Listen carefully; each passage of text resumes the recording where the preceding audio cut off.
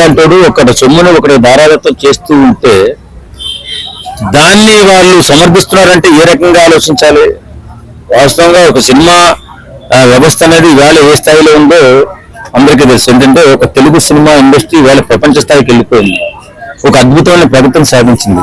గొప్ప గొప్ప హీరోలు, గొప్ప గొప్ప డైరెక్టర్లు తయారయ్యారు. ఇక్కడి నుంచి ఇండస్ట్రీ చాలా బలంగా బలోపేతంగా అయింది.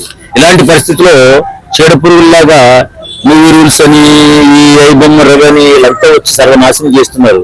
సినిమా పొద్దున్న రిలీజ్ అయితే మధ్యాహ్నానికి వీళ్ళు రిలీజ్ చేసేసుకుంటున్నారు. వీళ్ళంతా ఇళ్లలో కూర్చుని చూసేసుకుంటున్నారు. ఇక్కడమ్మ సినిమా లాస్ పోతుంది. అర్ధాంతరంగా ఆ నిర్మాత సర్వనాశనం అయిపోతున్నాడు. వ్యవస్థలు కూలిపోతున్నాయి. ఇక్కడ ఆర్టిస్టులకు కానీ లేకపోతే టెక్నీషియన్ కానీ పని లేకుండా పోతుంది. సర్వనాశనం అయిపోతూ ఉంది డిపార్ట్మెంట్. మరి వాళ్ళందరికీ వీళ్ళు సపోర్ట్ చేయడం ఎంతవరకు కరెక్ట్? ఇంకోటి పోలీస్ డిపార్ట్మెంట్ వాళ్ళు కూడా ఈగో పరంగా ఈ కేసు సాల్వ్ చేశారు. ఎందుకంటే ఐబొమ్మ రవి పబ్లిక్ గా వార్నింగ్ ఇచ్చాడు. మిగతా వెబ్సైట్లన్నీ చాలా ఉన్నాయి, మరి వాటిని ఎందుకు పట్టించుకోవట్లేదు అని సత్యనారాయణ గారిని ట్యాగ్ చేస్తూ ఆ వెబ్సైట్ల పేర్లు కూడా పెట్టి చూపించడం జరుగుతుంది. నేనేమంటానంటే వాళ్ళ దగ్గర మంత్రదండం ఏమి ఉండదు కదా. ఇప్పుడు కాలజ్ఞానం తెలియదు పోలీసులు కూడా మళ్ళంటే. కాకపోతే వాళ్ళ ఇన్వెస్టిగేషన్ లో కొంచెం లేట్ అయినా తప్పనిసరిగా ఎవరైతే నేరస్తులు ఉన్నాడో వాళ్ళని పట్టుకుని తోలు చేసి కూర్చోబెట్టడం జరుగుతుంది. ఈ లోపల అది చేయలేదు ఇది చేయలేదు అని చెప్పి చేస్తున్న వాళ్ళని నిరుత్సాహపరిస్తే నష్టపోయేది ఎవరు? మళ్ళీ మనమే. వాళ్ళకి తెలియదు. చాలా మంది ఏమనుకున్నారంటే పోలీసు వాళ్ళు ఎందుకు నిర్లక్ష్యం వహిస్తున్నారు అంటే వాళ్ళకి టైం వస్తుంది, టెక్నాలజీ పరంగా దాన్ని ఏ రకంగా ట్యాక్ చేసి వాళ్ళని పట్టుకునే వాళ్ళు, ఆ సంవత్సరం వాళ్ళని పట్టుకునే దాన్ని ఎలా మూయాలో వాళ్ళకి తెలుసు. కాకపోతే కొంచెం సమయం పడుతుంది. ఇష్టానుసారంగా మనం కంప్లైంట్ ఇచ్చినంత ద్వారానో లేకపోతే ఇంకో ద్వారా గొప్పలు వెంటనే వెళ్ళి అవి క్లోజ్ చేయలేరు కదా. ఇప్పుడు వీళ్ళు ఎక్కడెక్కడి నుంచో ఏ దేశాల నుంచో వాళ్ళు చేసి వాళ్ళు సొంతంగా పెట్టేసుకుంటున్నారు. కాబట్టి నేను ఏమంటానంటే పోలీసు వారిని నిందించకుండా కొంచెం ఊపిరి పెట్టినట్లయితే ఖచ్చితంగా ఇలాంటి దుర్మార్గులు, ఒక వ్యవస్థను నాశనం చేసే ఇలాంటి చీడపురుగులు దొరుకుతారు. ఖచ్చితంగా వాళ్ళకి బుద్ధి చెప్పే రోజు వస్తుంది, చెప్పడం జరుగుతుంది. కొంతమంది వాళ్ళకు సపోర్ట్ చేస్తున్నారు. ఈ మధ్యకాలంలో నేను చూసాను, అడ్వకేట్స్ చేస్తారు. తర్వాత తిరుమార్ మల్లన్నని అతను మరీ తీవ్రంగా చేశాడు. సత్యనారాయణ గారిని ఇష్టానురీతిగా తిట్టారు. సత్యనారాయణ తిట్టడం కాదు, సవాల్ విసిరాడు. తర్వాత సినిమా వాళ్ళు పతివ్రతల అని చెప్పేసి వాళ్ళు కూడా ఏదో దూకుడు దొంగలు అన్నట్టుగా మాట్లాడాడు. ఇప్పుడు ఆ రకంగా మాట్లాడితే నేను సినిమా వాడిని, తుచ్చ రాజకీయ నాయకుడు మాట్లాడితే నాకెంత కోపం వస్తుంది? ఈ రాజకీయాల్లో ఉన్నటువంటి దొంగనా కొడుకులు 100 కోట్లు 1000 కోట్లు తీసేసి ప్రజల రక్తాన్ని తాగేస్తున్నటువంటి ఈ రాజకీయ నాయకులు కూడా సినిమా వాడి గురించి మాట్లాడడం అని బాధేదా?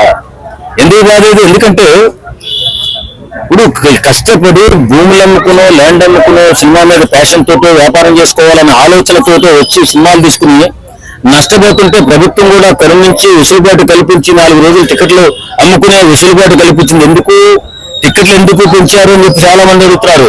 ఇలాంటి ఎదవలు, ఇలాంటి దొంగనా కొడుకులు దోపిడీ చేసేస్తుంటే ప్రభుత్వం ఆలోచించి యోచించి వెసులుబాటు కల్పించింది. ఆ సన్నాసులారా, టికెట్ల గురించి అడిగే ముందు, చెప్పే ముందు, సినిమా వాళ్ళని తిట్టే ముందు గుర్తుపెట్టుకోండి. తుచ్చ రాజకీయ నాయకులు కూడా సినిమా వాళ్ళని తిడతారంటే మీరు ఎంత బాధేస్తుంది? చేయవలసిన సంస్కరణలు ఎవరు?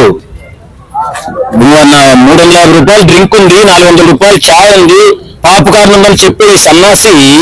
ఒరే సన్నాసి, నేనేం చెప్తున్నానంటే ప్రభుత్వం చేయవలసినటువంటి కార్యక్రమాలు ప్రభుత్వం దాని మీద నియంత్రణ పెట్టవలసిన ప్రభుత్వం పెట్టక మానేసి సినిమా వాళ్ళు పతివ్రతల దోపిడి దొంగల్లో మాట్లాడుతున్నాడు. నిజంగా చాలా బాధేసింది. అంటే అతను ఏమనుకున్నాడు, కొత్తగా రాజకీయ పార్టీ పెట్టాను, ఏదో రకంగా కాంట్రవర్సీ చేసి నా రాజకీయ పార్టీని పైకి తేవాలనే ఆలోచనతో పతివ్రతల ఇదా అని మాట్లాడారు. అంటే రాజకీయ నాయకులు పతివ్రతల ఇవాళ అన్న పరిస్థితుల్లో 100 కోట్ల రూపాయలు ఎలా వస్తున్నాయి వీళ్ళందరికీ? దోపిడీ కాదు అది, 1000 కోట్లలో దొరికిపోతున్న దోపిడీ కదా. ఇలాంటి తుచ్చ రాజకీయ నాయకులు కూడా సినిమా వాళ్ళని అవమానించడమే, సినిమా గురించి మాట్లాడడమే. ఎలా వచ్చేటప్పుడు ఇలాగే మైకట్టుకుని వచ్చారు. ఒకసారి వచ్చి ఇప్పుడు ఏ స్థాయికి వెళ్ళాడు? బ్లాక్మెయిల్ చేసి బెదిరించి ఈ స్థాయికి వచ్చి వాడు కూడా సినిమా వాడి గురించి మాట్లాడడం సిగ్గుతుందా? ఒకరు సొమ్మును ఒకరు దారాదత్తం చేస్తుంటే వాడిని హీరోగా పోడుతున్నాడు. వాడు సినిమాల్లో కూడా పెద్ద పెద్ద యాక్టర్ల ముందు నెక్స్ట్ స్టెప్ రాజకీయాలే కదా.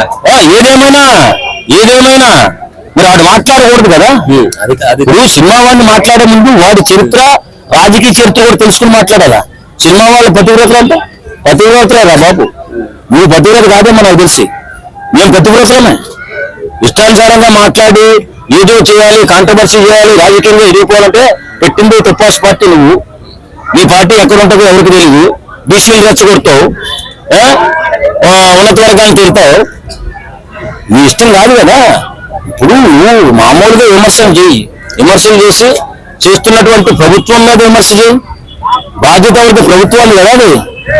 అది కాకుండా వచ్చి సినిమా వాళ్ళ పెట్టుగా అదే నువ్వు పోలీసులు తిట్టావు, నీకు నీ దగ్గర ఆధారం తిట్టు, మరి సినిమా వాళ్ళంతా తిట్టావు.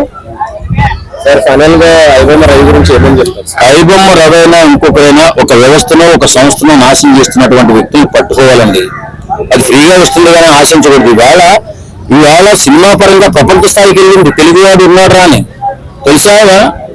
ఏమండి సినిమా ఒకసారి రిలీజ్, మన తెలుగు సినిమా రిలీజ్ అయితే బాలీవుడ్ వాళ్ళు కూడా సినిమాను ఆఫ్ చేసుకుని తెలుగు సినిమా వస్తుందా, మంచి కథతో వస్తారా వాళ్ళు